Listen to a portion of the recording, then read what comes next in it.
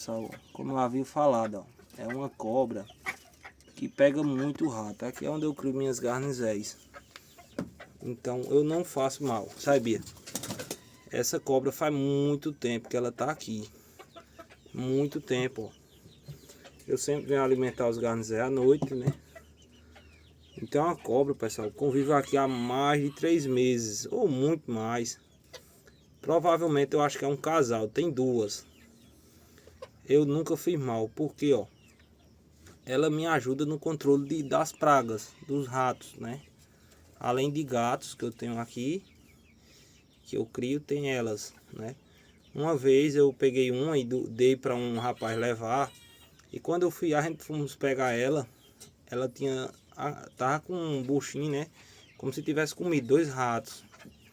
Então tá aí, pessoal. O conselho que eu dou, não mata. Essa cobra não tem veneno. Essa cobra é a mussurana, né?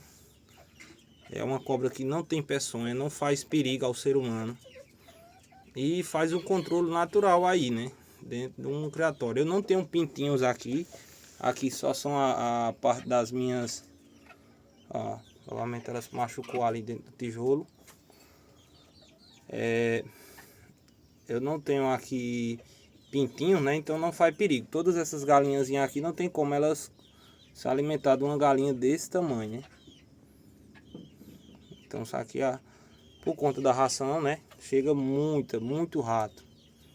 Então animais como esse, como uma cobra, como um gato, nos ajuda muito, né?